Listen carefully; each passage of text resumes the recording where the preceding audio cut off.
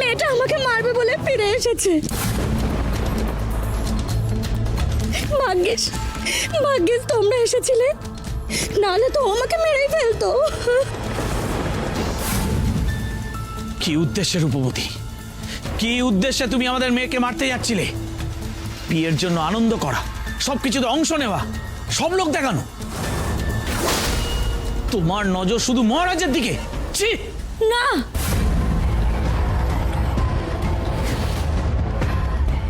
না, আপনারা যাকে আপনাদের মেয়ে ভাবছেন সে আপনাদের মেয়ে নয়, ও একটা রাক্ষসী।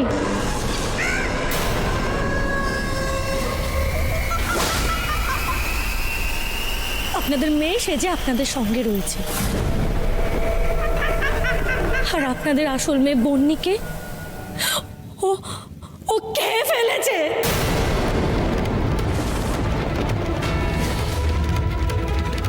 তারপর ওর লক্ষ্য ছিল বেদকুমার, আর হয়তো আপনারাও।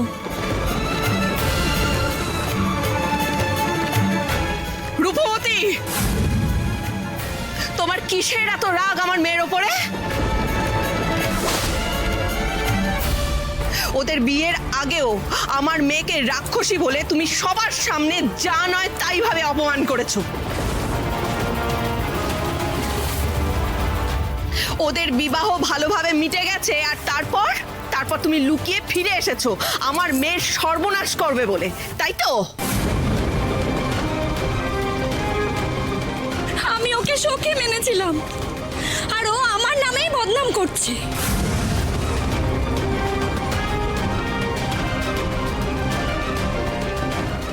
এটাই রাজকন্যা রূপমতির আসল চেহারা।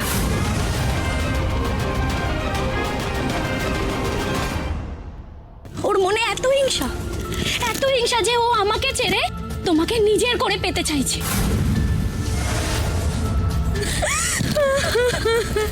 না না, আমি তো ভাবতেই পারছি না, এমন কদর্য রূপ তোমার, এত নিচ মন। আপনারা আমার কথা দয়া করে বিশ্বাস করুন। ও আপনাদের মেয়ে নয়, ও মানুষ নয়, ও আপনাদের কাউকে ছাড়বে না, কাউকে না। আমি এখন এই রাজ্যের রানী, আর যে রানীকে হত্যা করতে চায় তার কি শাস্তি হতে পারে মহারাজ দেবদত্ত?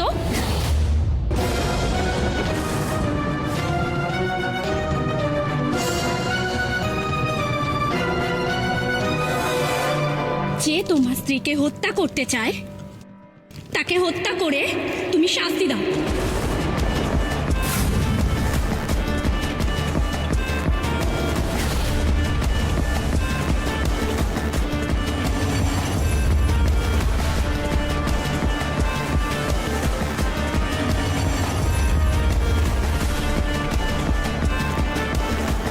কি হলো?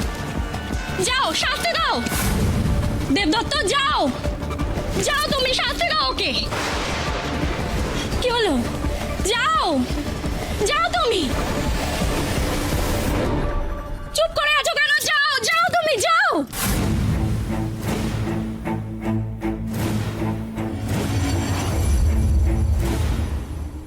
না, রাজকুমারী রূপমতী কাউকে হত্যা করতে পারে না।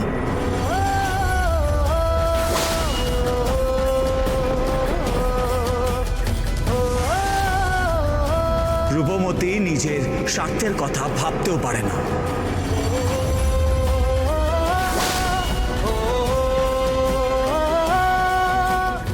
কেউ যদি অন্যায় করে, পাপ করে, তবেই তাকে শাস্তি দিতে উদ্যত হয়।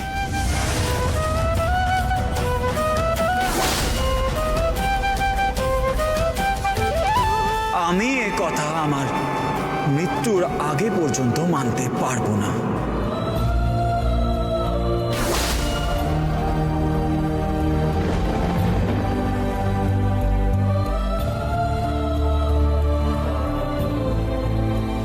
মহারাজ, মহারাজ, যা কিছু ঘটলো আপনার সামনেই ঘটেছে। এরপরেও আপনি আপনার স্ত্রীকে বিশ্বাস না করে রূপমতীকে বিশ্বাস করছেন। রূপবতী বিশ্বাসঘাতক। মহারাজ, আমার মেয়ে আজকে মরে যেতে পারত, আর যে এই ঘটনার জন্য দায়ী আপনি তাকেই ছেড়ে দিতে চাইছেন? দেবদত্ত, দেবদত্ত, তুমি রূপমতিকে হত্যা না করলে, নিজের রানীর অমর্যাদা করলে, রাজধর্ম থেকে বিচ্যুত হবে। প্রজারা তোমাকে ধিক্কার দেবে।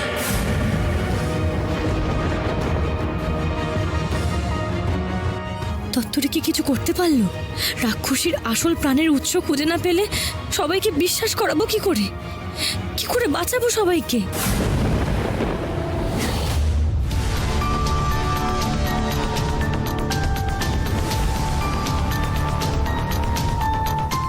রূপবতী তো বললো বন্যী রাক্ষসীর ঘরেই ওর কোথাও প্রাণ থাকবে। এই ঘরে তো তেমন কিছু দেখছি না।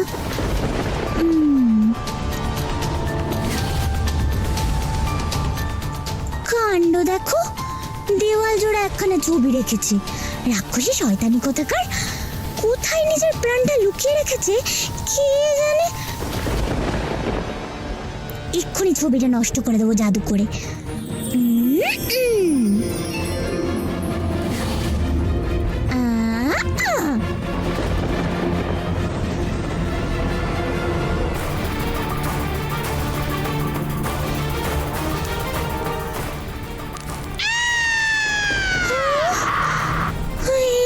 কি কাণ্ড, ছবিটা এমন ভাবে চিৎকার করছে কেন?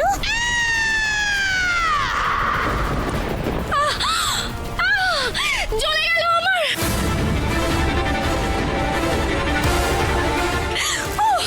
জ্বলে গেল।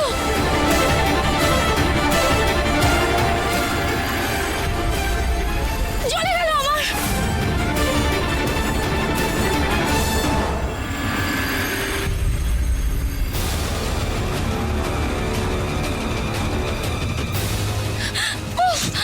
জ্বলে গেল আমার, জ্বলে গেল। কেউ আমার প্রাণচিত্রের কাছে পৌঁছে গেছে। এখানে কেউ আমার আসল রূপ বোঝার আগেই রূপমতিকে শেষ করতে হবে। তারপর তারপর দেবদত্তকে খাবো। কি হলো দেবদত্ত? কি ভাবছো তুমি? কে তোমার কাছে গুরুত্বপূর্ণ?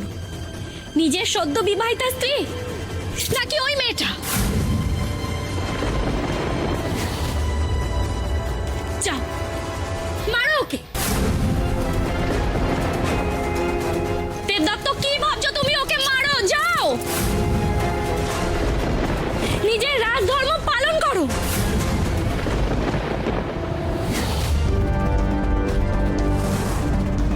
কি হলো? দাঁড়িয়ে আছো কেন দেবদত্ত? তুমি যাও, যাও, তুমি নিজের স্ত্রীকে রক্ষা করো। যাও দেবদত্ত, যাও।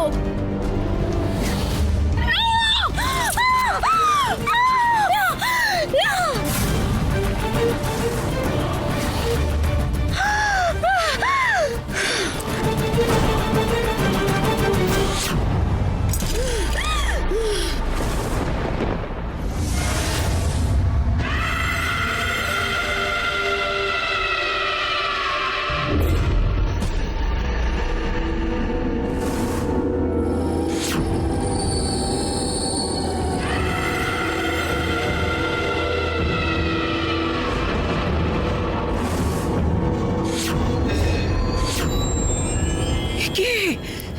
হ্যাঁ, কি করে সম্ভব?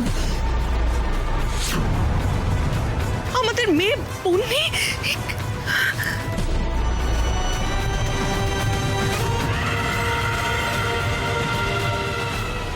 তাহলে তো রূপমতি ঠিকই বলেছিল।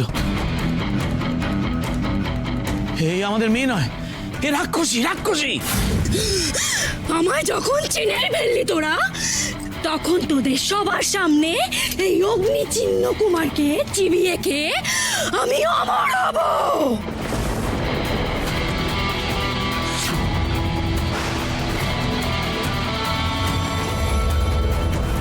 কুমার,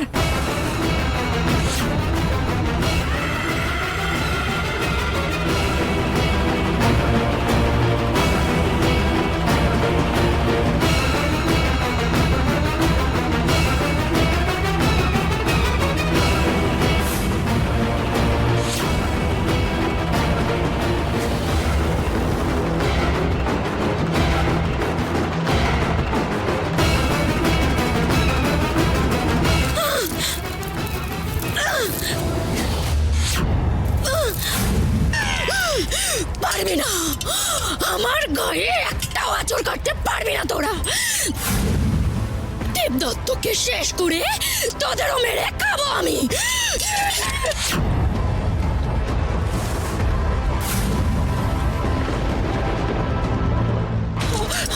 শুনছো শুনছো, আমাদের সৈন্যদলকে ডাকো, এক্ষুনি ডাকো। মহারাজকে বাঁচাতে হবে, নইলে আমাদের সবাইকে শেষ করে দেবে।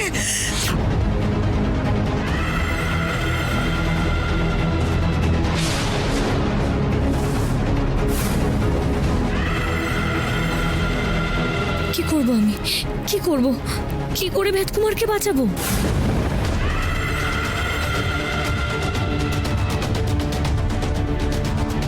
রূপবতী, দেখো, এদিকে দেখো।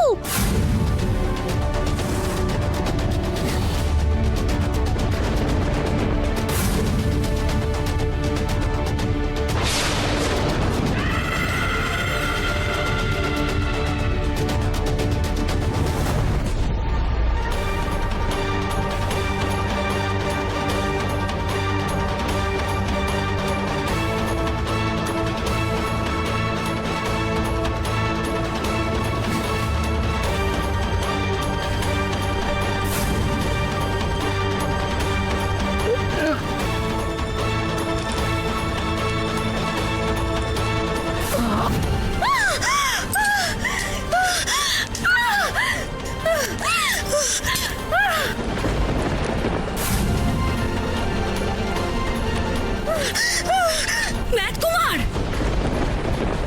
ভেদকুমার! ভেদকুমার! ভেদকুমার! ভেদকুমার, ঠিক আছে তো? ঠিক আছে। ভেদকুমার, উঠো।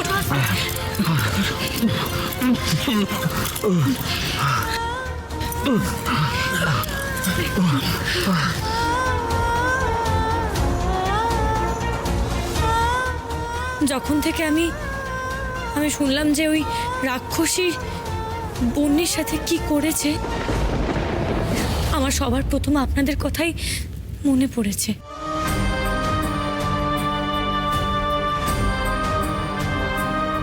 আমি হয়তো আপনাদের মেয়েকে ফিরিয়ে আনতে পারবো না, কিন্তু আমাকে যদি নিজের মেয়ে বলে মনে করেন, আমি আজীবন সন্তানের দায়িত্ব পালন করব।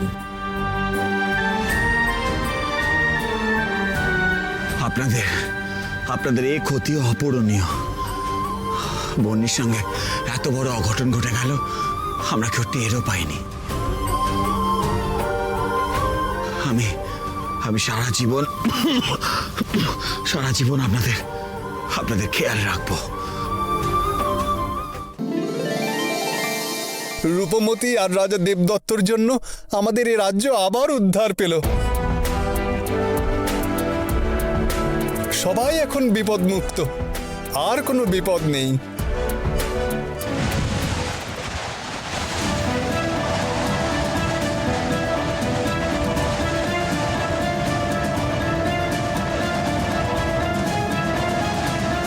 এ কি, হঠাৎ এরকম বালি ঝড় উঠলো কোথা থেকে?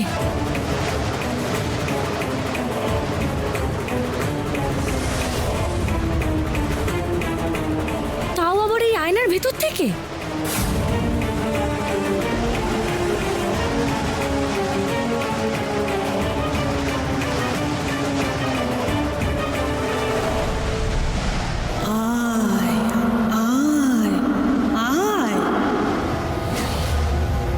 আমি অপেক্ষা করছি তোর জন্য, তাড়াতাড়ি আয়।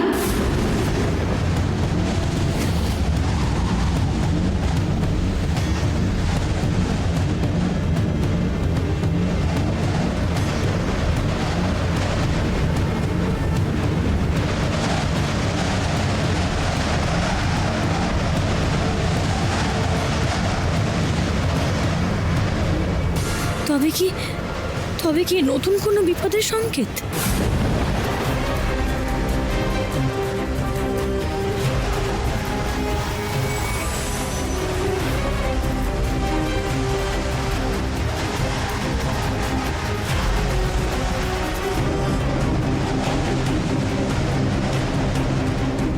এখানে কি করে চলে এলাম আমরা?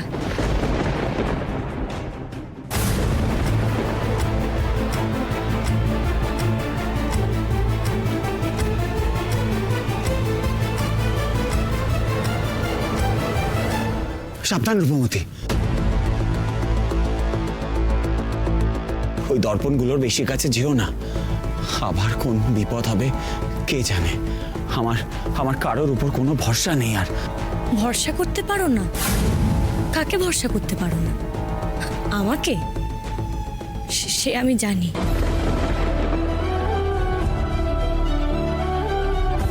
বন্নির কথায় তো খুব ভরসা করতে বলো। আমি আবার কখন বন্নির উপর ভরসা করলাম? তুমি তো বন্নির সঙ্গে আমার বিয়ে দেওয়ার জন্য উঠে পড়ে লেগেছিলে, আর আমি কিন্তু সবার সামনে বলেছি রাজকুমারী বিনা দোষে কাউকে হত্যা করার কথা ভাবতেও পারে না।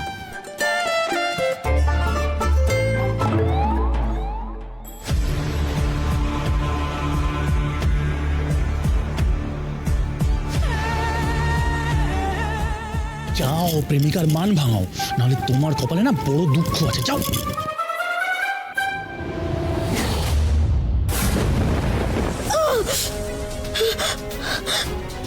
বাবা, দেখবো কি করে?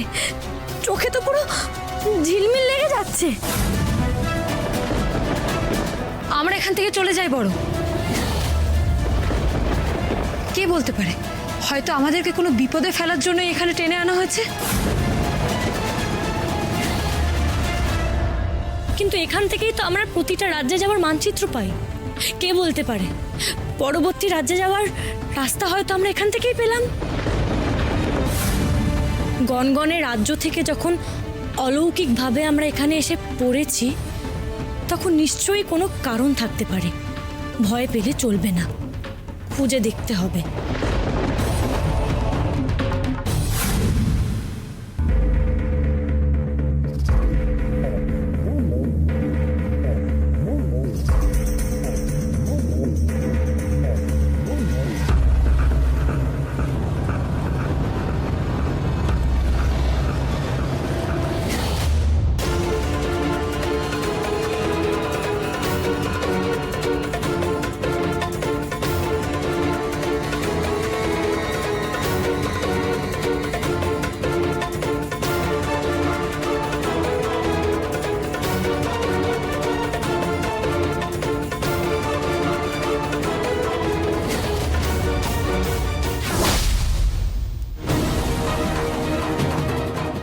কি এইভাবে বটের ঝুড়িগুলো আমাদেরকে টেনে নিয়ে যাচ্ছে কেন গাছের দিকে?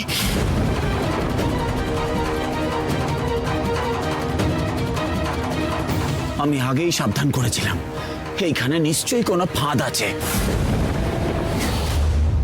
কিন্তু কিন্তু গাছটা তো আমাদের চেনা, তাহলে এমন এমন ভয়ানক হয়ে উঠলো কেন?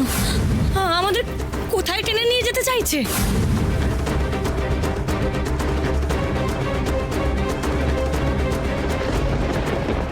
রাজকন্যা, তোমাদের বাঁচাবো কি করে?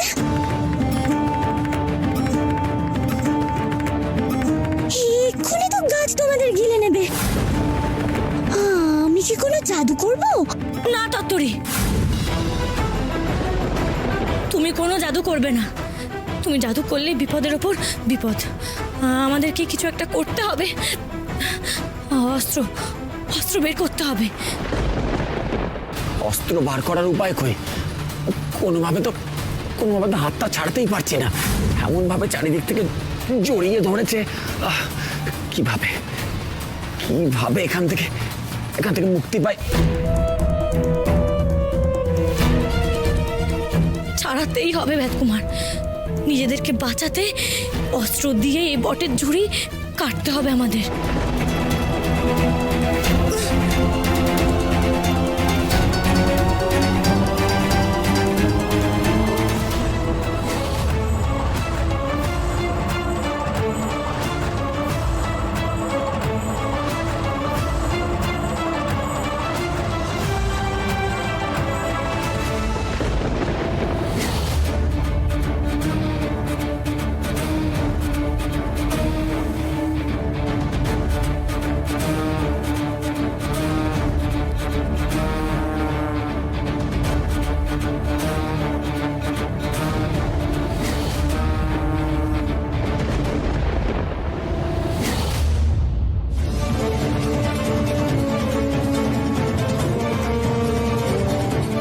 সবাইকে এক্ষুনি পালাতে হবে। নতুন করে আবার রাক্ষসের ঝুড়ি গজাচ্ছে। পালাও, চলো।